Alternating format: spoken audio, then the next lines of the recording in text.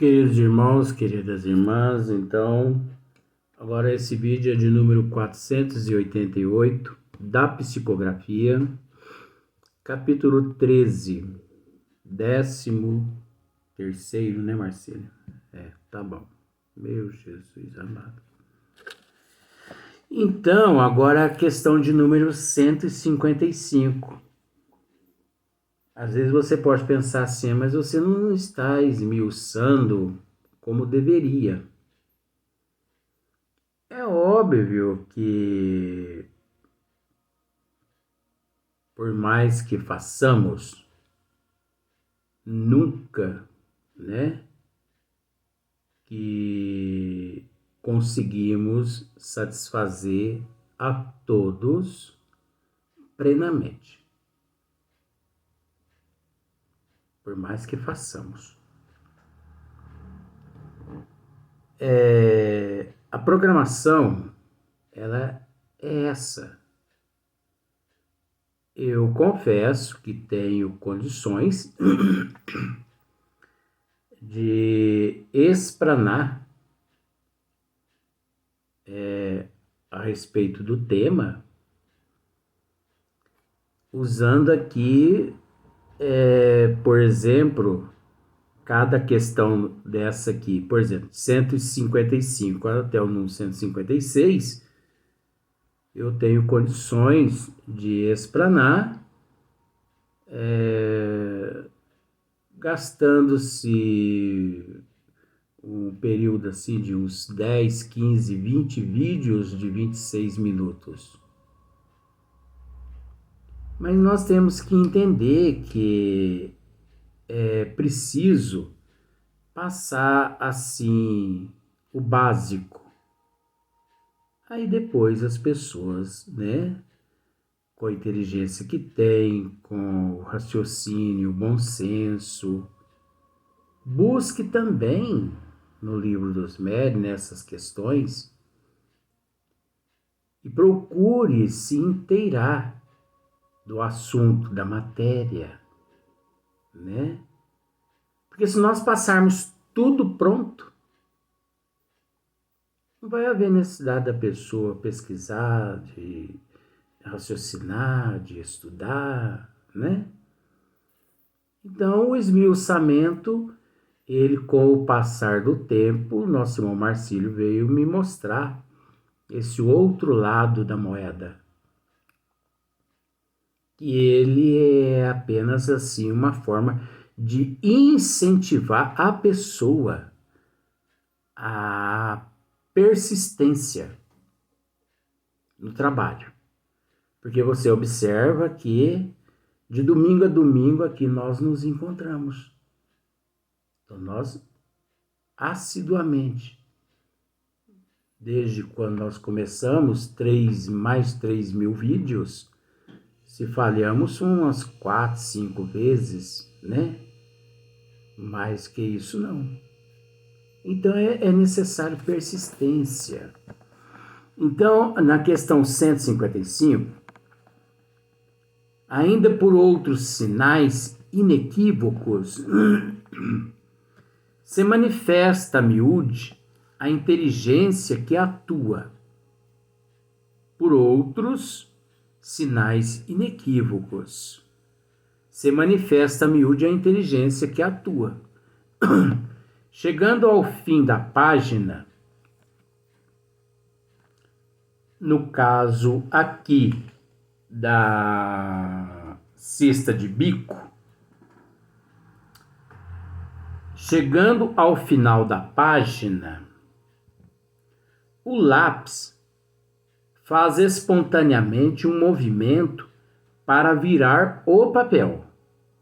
Então a responsabilidade é do médium virar o papel. Só que o lápis, ele faz um movimento para que o médium vire o papel.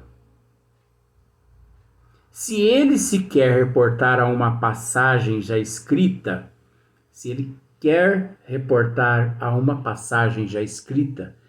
por exemplo, se ele quer voltar a 2, 3 palavras atrás ou acima, 2, 3 linhas acima ou 2, 3 linhas abaixo, né? Porque vai 2, 3 acima. Então eu retorno. Se ele quer reportar, se ele quer voltar, ele volta, levanta, né? Ele mesmo volta, vai lá, retoca aquela palavra, né? Ele retoca ela. Então vamos pensar da seguinte forma: uma palavra ficou faltando uma C cedilha, né?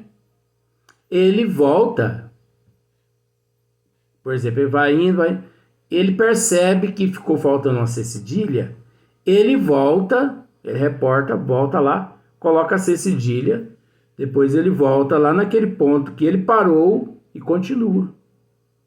Olha só. Se ele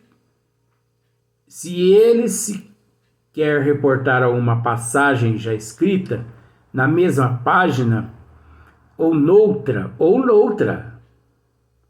procura com a ponta do lápis, como qualquer pessoa o faria com a ponta do dedo, e sublinha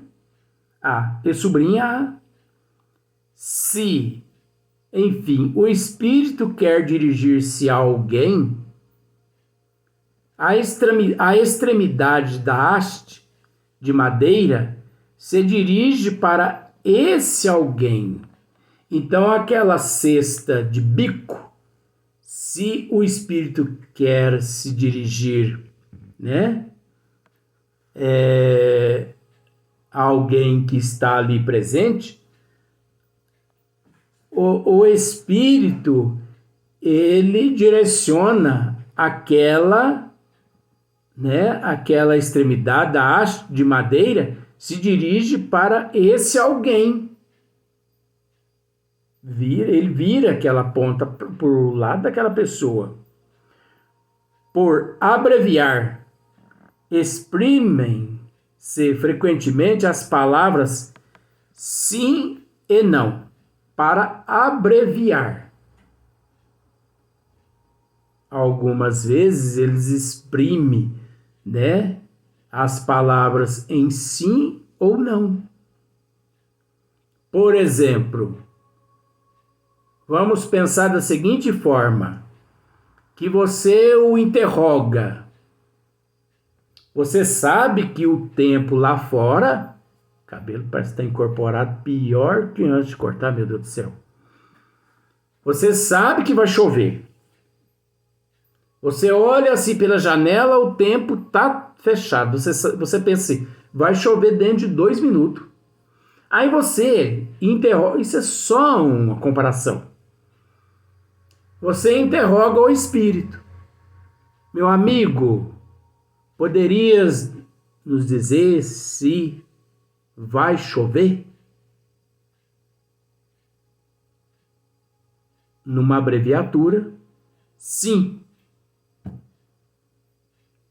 ou não. Você entendeu mais ou menos, né? Essa abreviatura. Então eu estou usando a chuva, o tempo, só para poder facilitar o entendimento aqui, porque eu poderia entrar em histórias, mas histórias acabou. Histórias era na época da avó Leontina, na época do nosso irmão Marcílio. Agora ele não permite ficar contando historinha mais aqui. Aquelas historinhas assim, porque aconteceu comigo, tal, acabou. Pronto. Né? Por isso, não é falando mal, porque é um método maravilhoso do nosso irmão Marcílio. Mas por isso que nós temos que valorizar as coisas enquanto temos. Porque depois que acaba, não adianta a gente chorar o leite derramado. Você está com um copo, né? Você está segurando um copo com leite, chocolate no meio. Mas você vacila, o copo pá no chão. Você vai recuperar aquele leite que caiu no chão ali, em meio àqueles pedaços de vidro? Não tem como mais, né? Então, exprimem-se frequentemente as palavras sim e não. Isso é uma abreviatura, eles abreviam. Pelos sinais de afirmação e negação que fazemos com a cabeça. Pelos sinais de afirmação e negação que fazemos com a cabeça. Se o espírito quer exprimir cólera ou impaciência, bate repetidas pancadas com a ponta do lápis e não raro a quebra. Então, por exemplo, vamos dar um exemplo, agora nós podemos comentar isso. O espírito está ali escrevendo, né? Está escrevendo, a cesta de bico está para lá, para cá, para lá, para cá, para lá, para cá. Só que, de repente, as pessoas começam a conversar no ambiente. Começam a conversar. E aquela algazarra, as pessoas conversando, um conversa aqui, outro conversa ali, outro conversa aqui, conversa ali. Aí alguém faz assim, quer dizer, silêncio, um encarnado ali. E as pessoas continuam ainda. Aí a cesta de bico se vira na direção de quem está conversando. E a pessoa não dá moral à cesta de bico. Aí a cesta de bico volta, continua o seu trabalho escrevendo, né? Ela continua ali no seu trabalho. E as pessoas continuam conversando. Aí a cesta de bico se dirige àquelas pessoas, né? Se posiciona e bate o lápis na mesa. Toque, toque, toque, toque, toque, toque, toque, toque, ao ponto de quebrar o lápis. Então você observa, se o espírito quer exprimir cólera ou impaciência, bate repetidas pancadas com a ponta do lápis e não raro a quebra. Ora, por que nós não podemos ser enérgicos com amor? Se o espírito ali naquele momento, ele está exprimindo cólera, impaciência. Ele está impaciente. Ele está exprimindo aquela impaciência. Como se diz assim, ó, que negócio é esse? Vocês não vão calar a boca, não? Né? Mas aí, como ele está escrevendo, né? Então, vamos pensar da seguinte forma: batidinha devagar, né? Agora, cólera, impaciência. Então você observa as pancadinhas. Agora ele vai exprimir cólera. Que isso? Falta de respeito é essa? Como se fosse, ó. Que falta de respeito é essa? Vocês não vão respeitar o ambiente, não? A pessoa continua, né? As pessoas mesmo assim continuam conversando. Então você observa que tem como exprimir cólera, impaciência, revolta pela pancada. Olha a sabedoria dos espíritos, né? Agora nós vamos para a questão de número 156. Em vez da cesta, né, dessa cesta de bico, algumas pessoas se servem de uma espécie de mesa pequenina, né? Olha quantos métodos eles utilizavam na época, né? Quantos meios, né? Tudo quanto é formas, né? Uma espécie de mesa pequenina. Uns se utilizavam de uma espécie de mesa pequenina, feita de propósito, tendo de 12 a 15 centímetros de comprimento. De 12 a 15 centímetros de comprimento. Mais ou menos o tamanho de uma caixa de papelão de sapato. Por 5 a 6 centímetros de altura. Se a gente pega essa fórmula aqui, esses números, nós conseguimos reproduzir uma caixinha dessa, né? E 3 pés, a um dos quais se adapta um lápis. Então vejamos, uma mesa pequenina, né? Com essas proporções todas. Deixa eu anotar aqui, senão depois eu esqueço.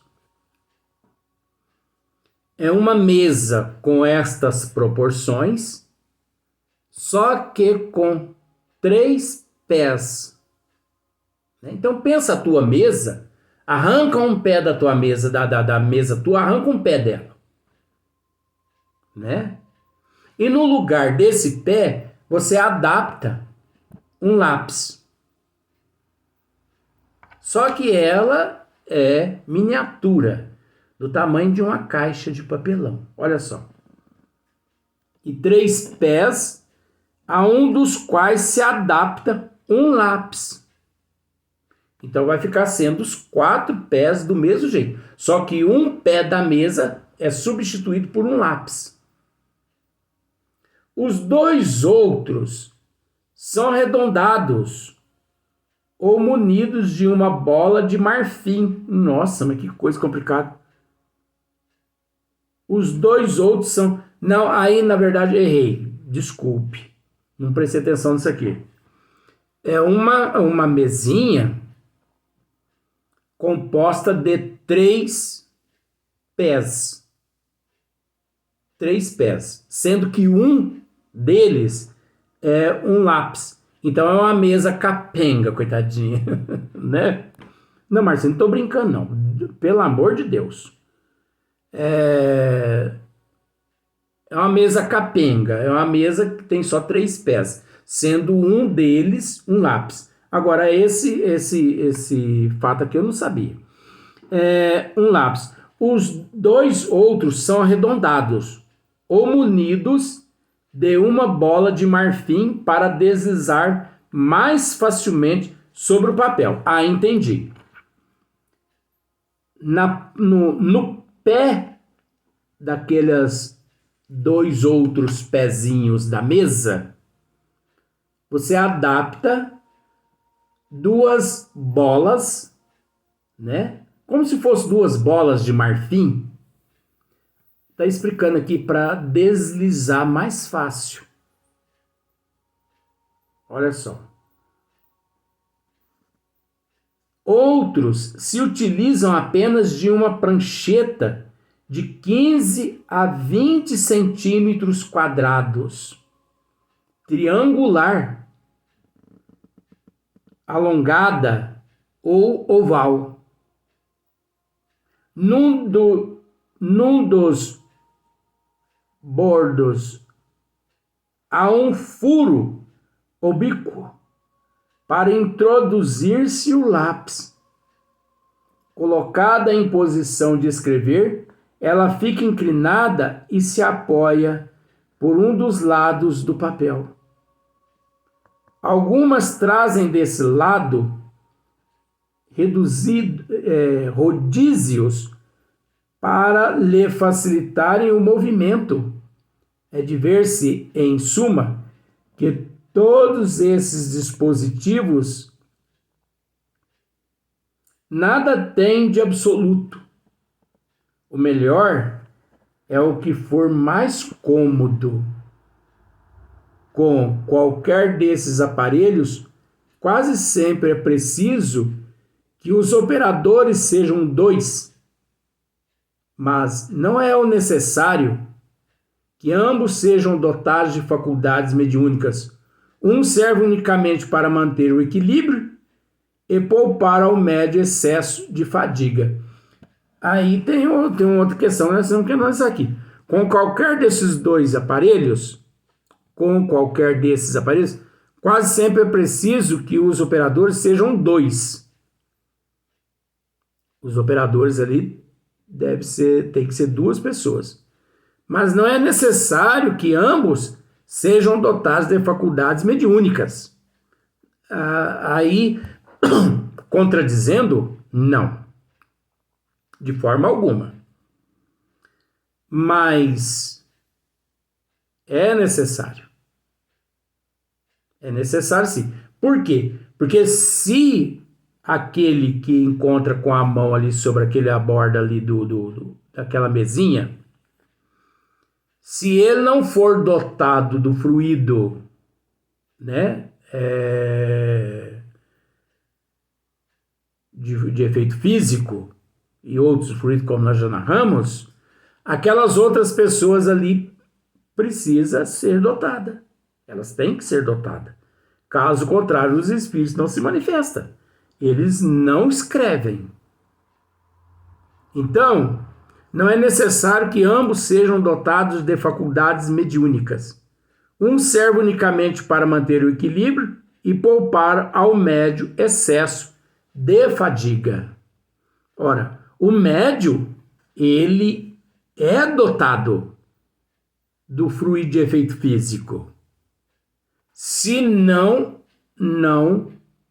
acontece aquela manifestação. Ou aquele ali com a mão na borda ali da cestinha, da caixa, da prancheta, ou aquele outro, porque até então nós não sabemos, por exemplo, há 10 pessoas em um cômodo. Nós não sabemos qual dos 10 é dotado das capacidades às quais os espíritos necessitam. Porque devido à desigualdade evolutiva, todos os 10 ali são úteis em diversas finalidades. Todos são úteis. Ninguém ali é inútil. Todos são úteis. Mas e se nenhum ali for detentor de fluido animalizado, fluido de efeito físico, correspondente às necessidades daquele espírito que deseja transmitir aquela mensagem? Por isso que nós precisamos tomar muito cuidado com esse processo, onde é lógico, hoje em dia já não se utiliza mais estas formas de comunicação com o mundo espiritual. Não há necessidade mais de recorrer a esses métodos, né? A essas técnicas. Porque nós já sabemos as técnicas hoje como são. Mas é preciso entender que foi necessário esse período onde Kardec aqui está mostrando-nos o desenvolvimento da ciência espírita. Desde o princípio até o momento evolutivo o qual nós nos encontramos. E é bom nós nos inteirarmos desse processo todo para nós aprendermos a valorizar as coisas como hoje são. Porque naquela época, os médios, eles eram assíduos, frequentes. Hoje em dia, com toda facilidade. Às vezes é solicitado ao médium que estude. E ele diz assim, eu não tenho muita vocação ao estudo, não. Então, como? Como dirigir um automóvel se a pessoa não estuda para tirar a CNH, né?